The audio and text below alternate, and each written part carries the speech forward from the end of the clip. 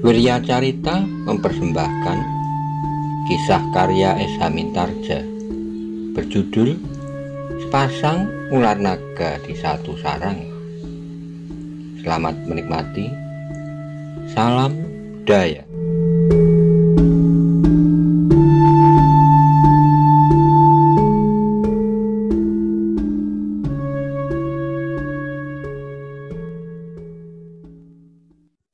Monggo kula aturi subscribe, like, komen, saha share. Matur nuwun.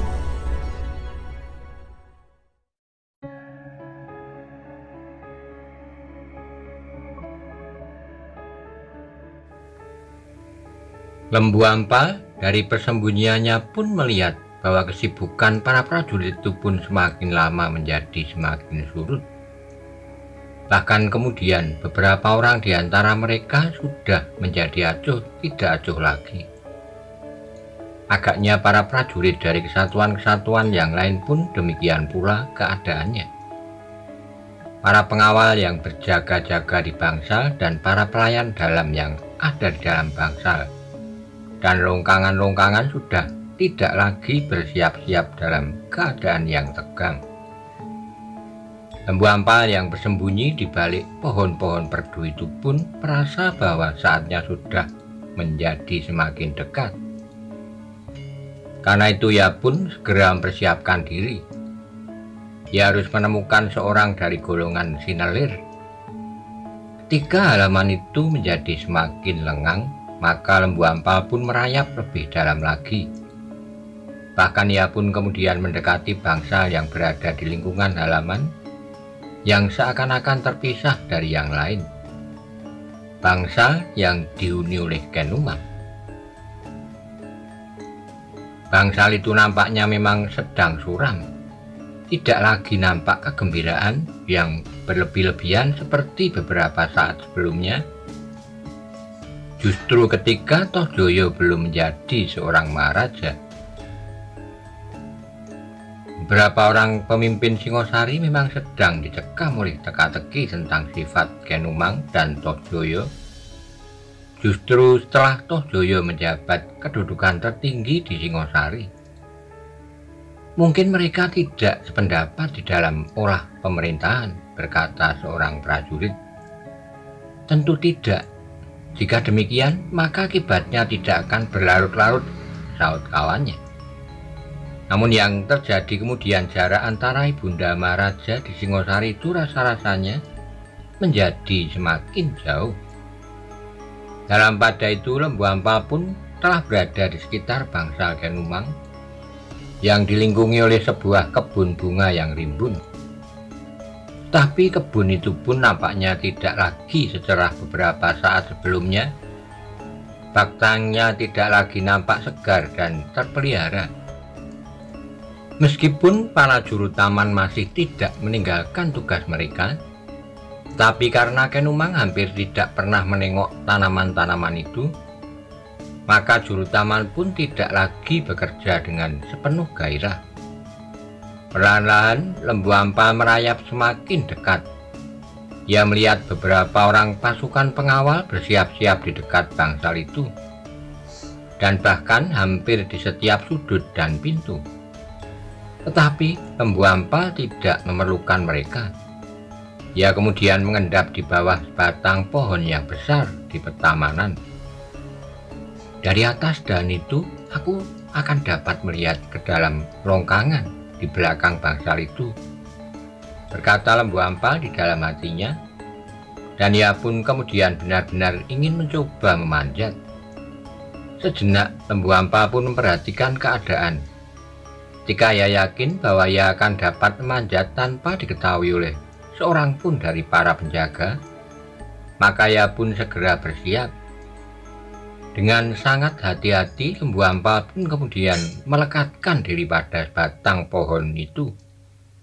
Ternyata Lembu Ampal memang memiliki kecakapan memanjat. Hampir tidak dapat dilihat, ia sudah bergeser naik. Tubuhnya melekat pada batang pohon yang besar itu tanpa menimbulkan kecurigaan.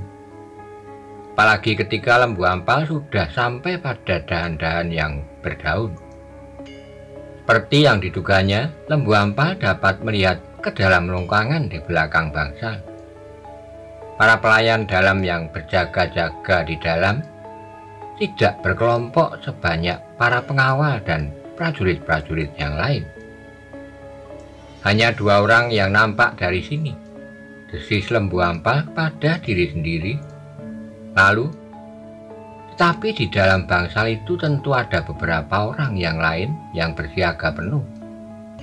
Jika ada sesuatu yang mencurigakan, maka salah seorang dari pelayan dalam itu dapat memberikan isyarat dan mereka pun akan segera bersiaga sepenuhnya. Karena itu lembu ampal harus berpikir sejenak. Ia harus dapat bertindak tanpa menimbulkan keributan, agar ia tidak terjebak di dalam istana dan tidak dapat melompat keluar. Berapa saat lamanya lembu ampal bagaikan melekat pada sebatang dahan, namun ia pun kemudian merayap seperti seekor cicak maju mendekati dinding longkangan. Dengan kewaspadaan yang tinggi, lembu ampal kemudian berusaha untuk turun perlahan-lahan, dan ketika tidak seorang pun yang kebetulan berada di dekatnya, maka ia pun segera meloncat dan menelungkup datar pada dinding. 2 orang prajurit pengawal di Regol tidak melihatnya sama sekali.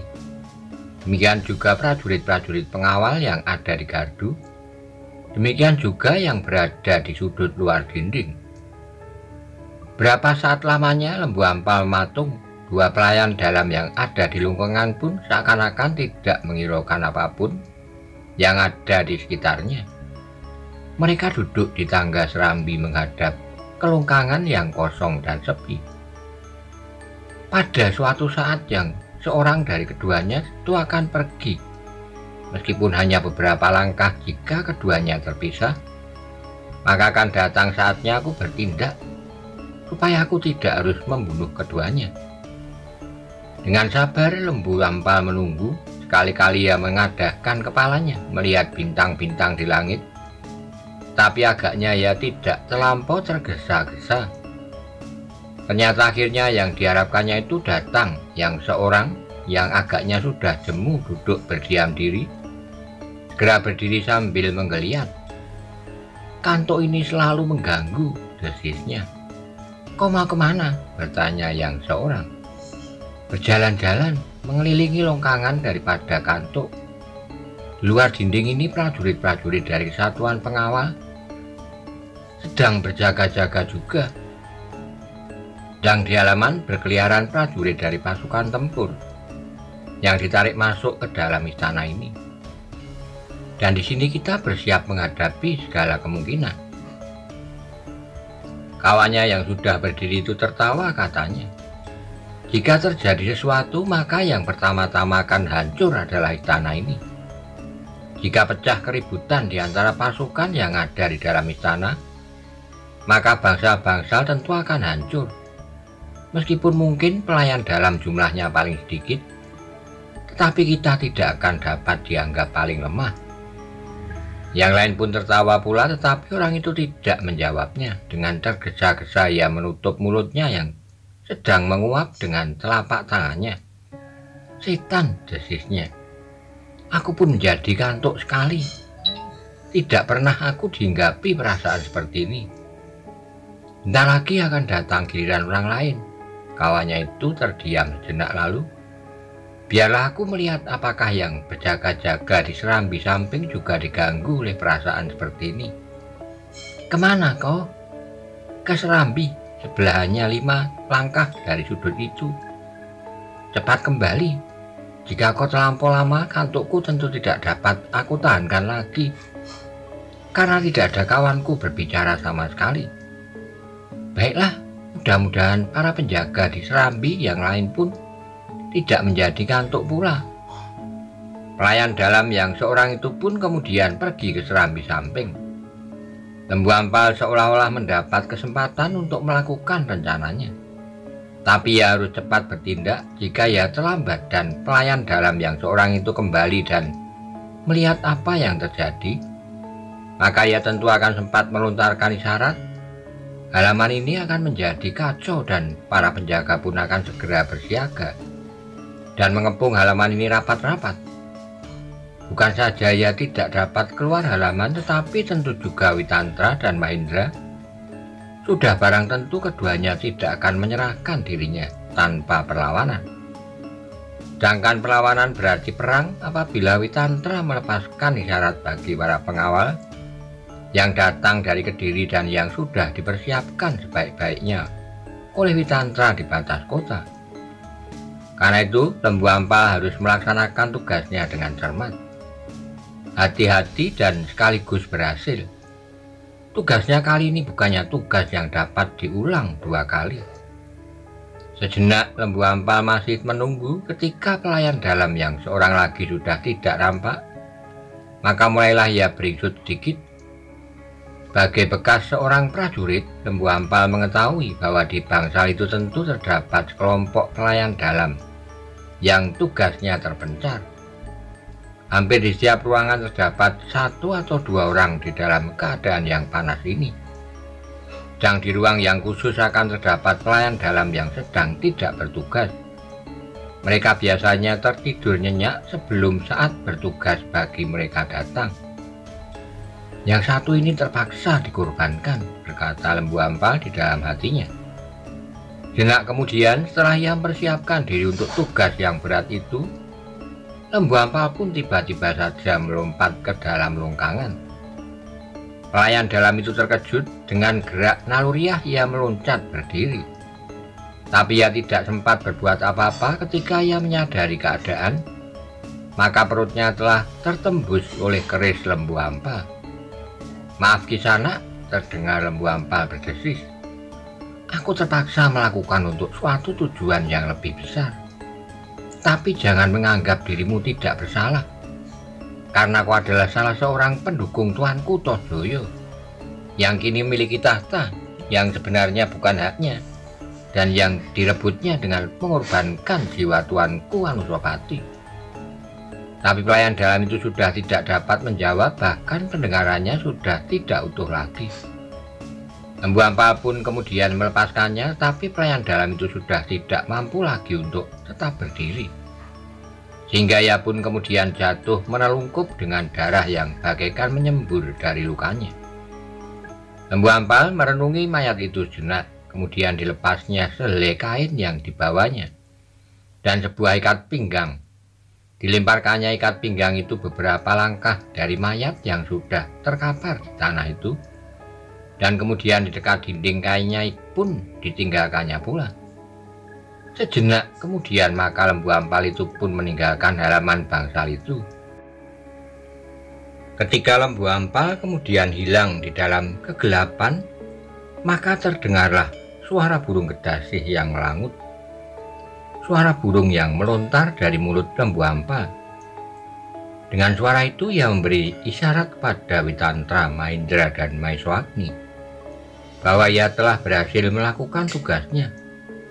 Isyarat yang memang sudah disepakati sebelumnya.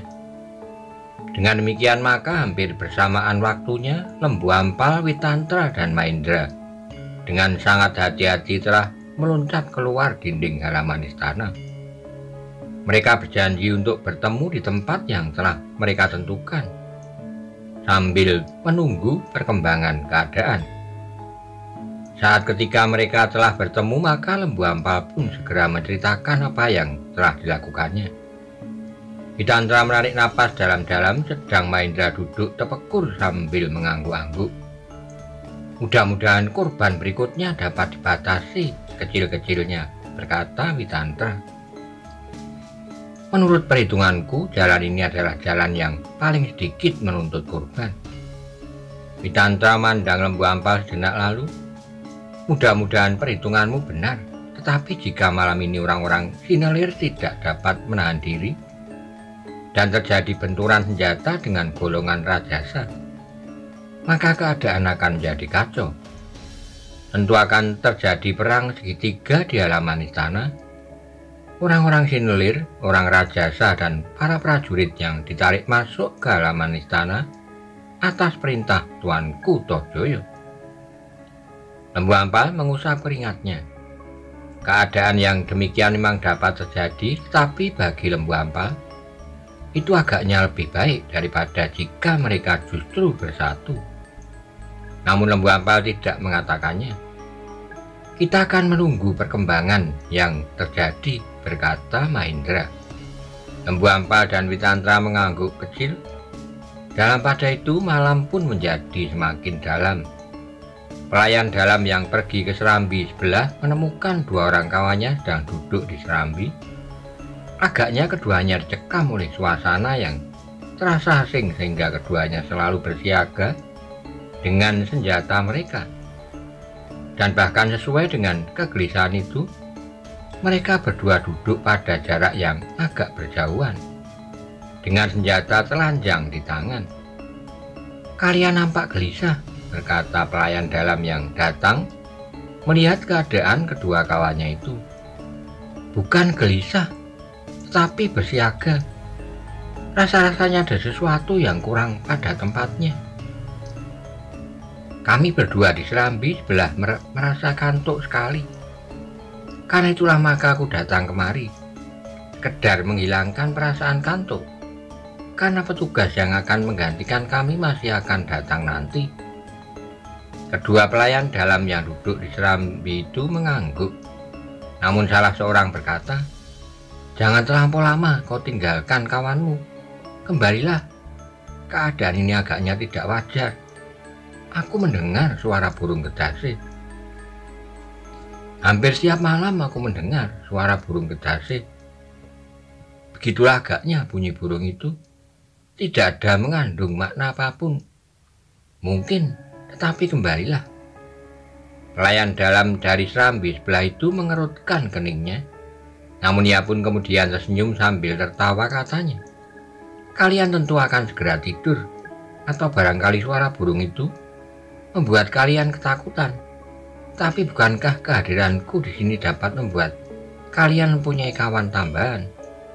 "Kau memang bodoh," jawab kawannya. "Kembalilah, kawanmu hanya seorang diri.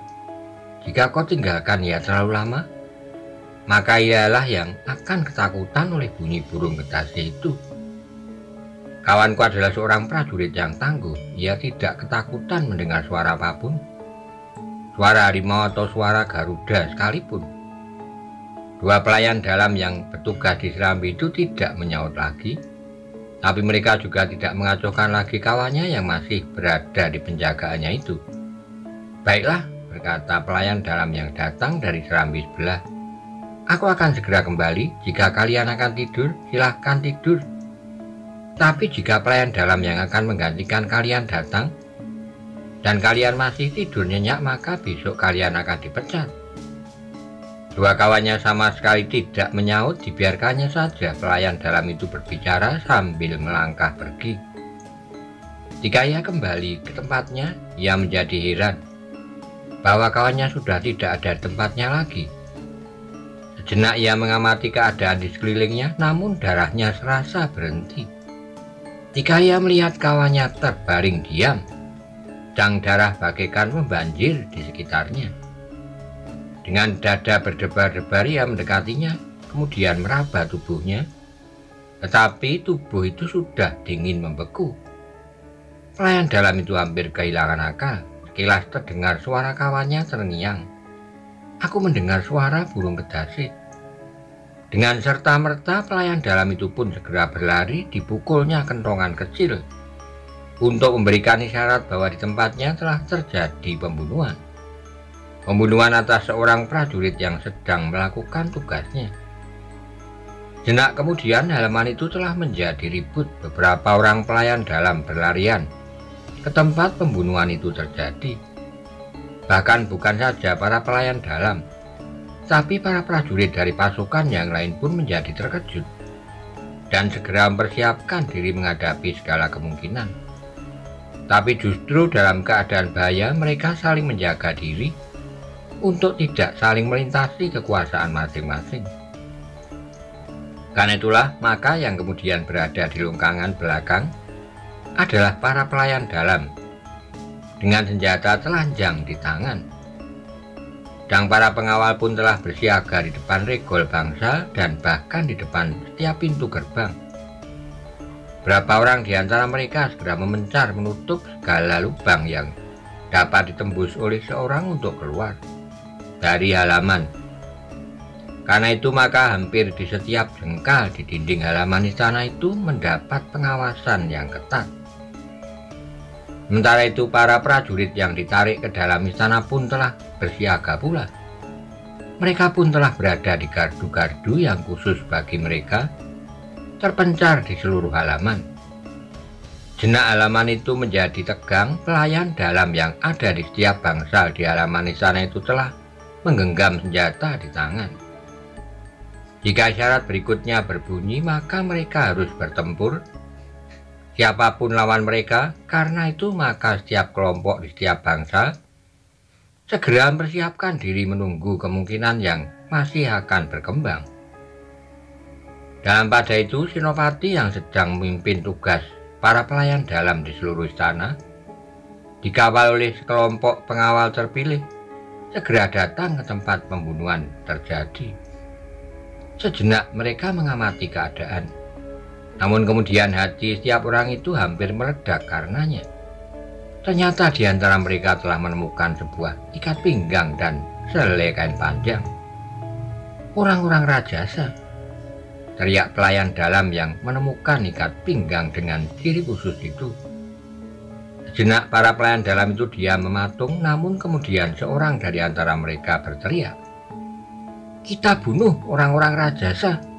Mereka telah memfitnah kita dengan menuduh bahwa salah seorang dari kita telah membunuh kawan mereka. Itu tidak benar. Tidak seorang pun di antara kita yang telah membunuh mereka. Tapi ternyata itu hanya alasan saja dari orang-orang rajasa untuk melakukan tindakan biadab ini.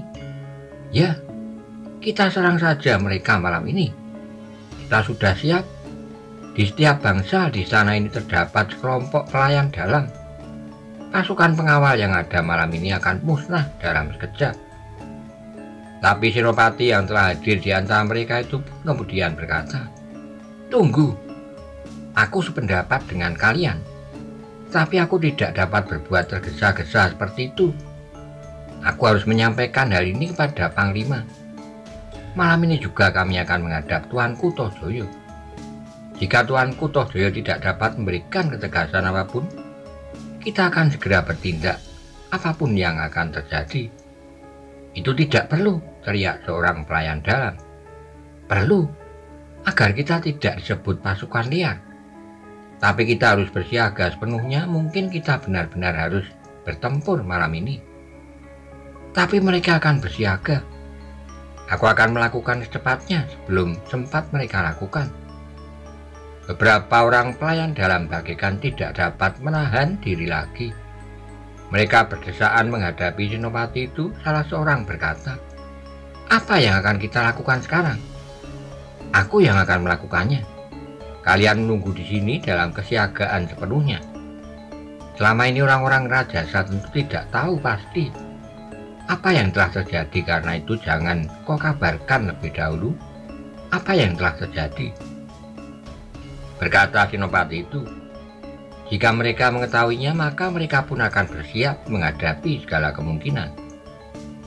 Seorang pelayan dalam yang tidak sabar lagi berkata, "Cepat, silakan menyampaikannya pada Panglima." Senopati itu pun kemudian meninggalkan bangsal itu. Di luar dilihatnya kesatuan-kesatuan yang lain memang sudah bersiaga. "Apa yang terjadi?" bertanya seorang senopati dari pasukan pengawal. "Sebuah kesalahan kecil," jawab Senopati itu. "Tetapi syarat itu telah menggemparkan seluruh istana. Aku akan menghadap Panglima, baru persoalannya akan terang bagi kalian."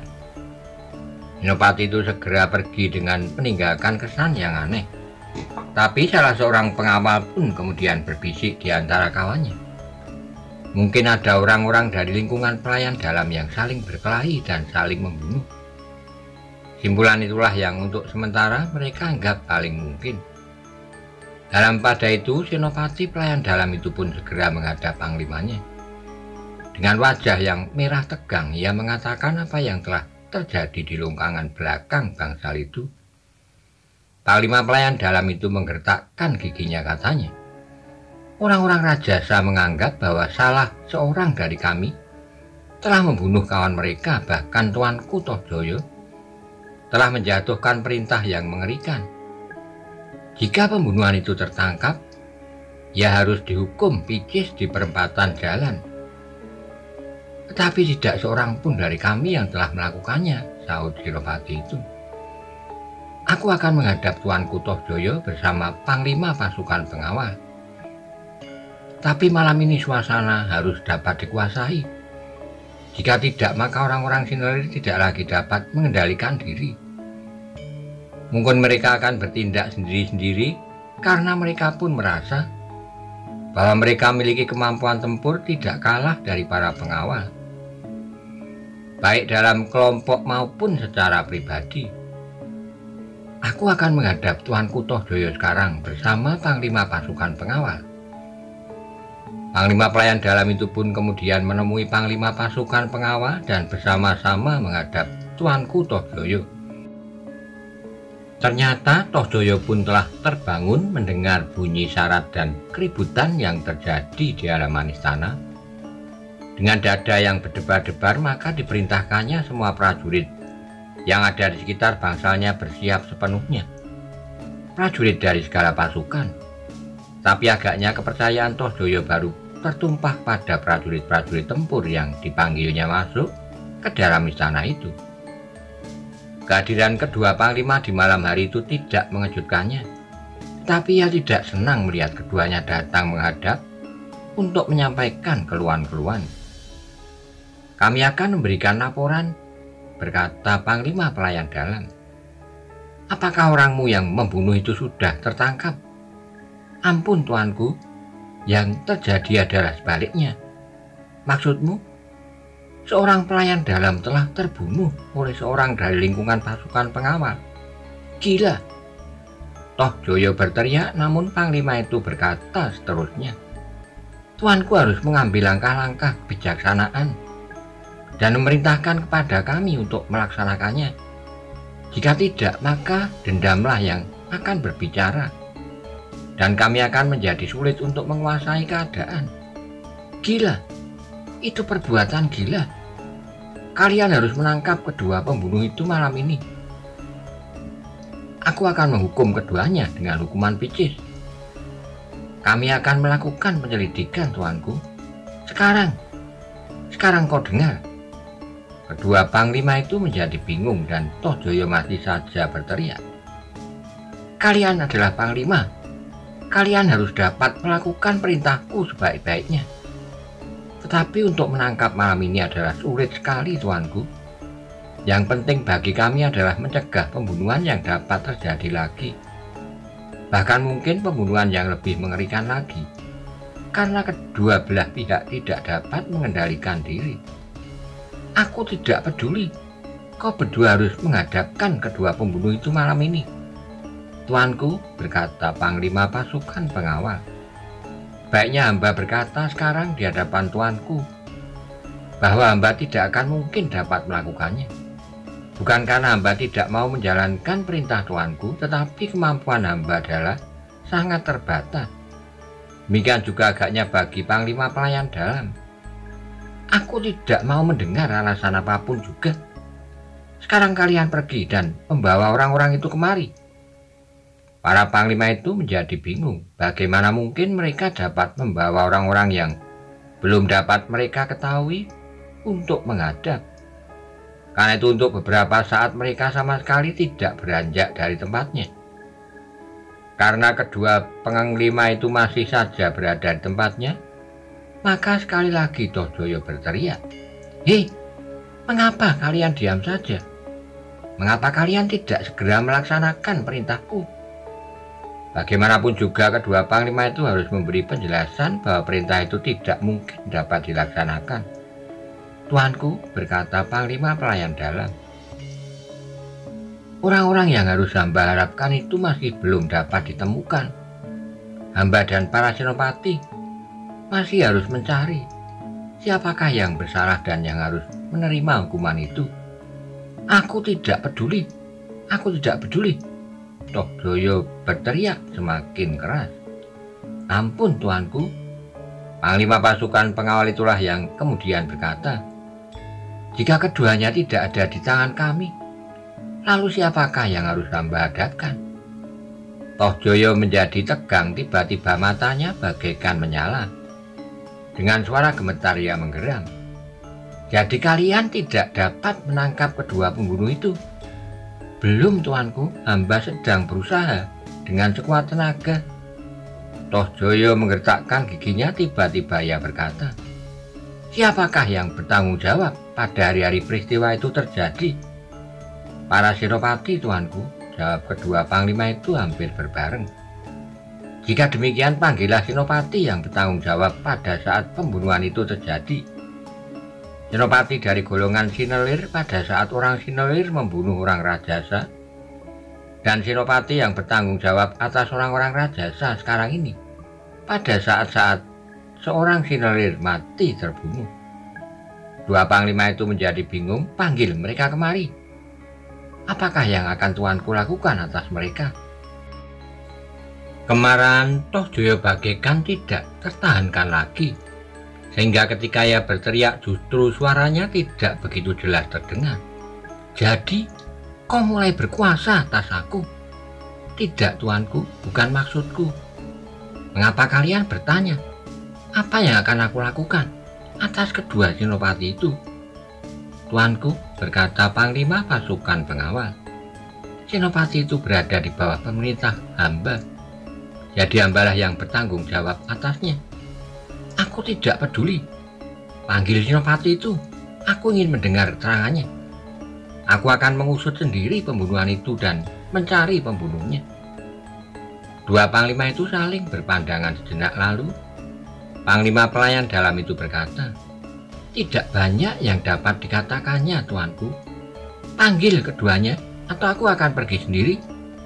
Kedua panglima itu tidak dapat berbuat lain. Maka keduanya pun kemudian minta diri untuk mencari senopati yang bertugas pada saat pembunuhan terjadi.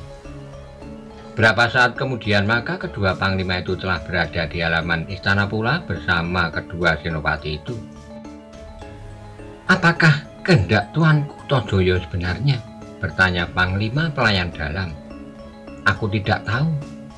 Dua panglima itu termangu-mangu. Untuk beberapa saat lamanya keduanya termenung, membayangkan apa yang kira-kira bakal terjadi.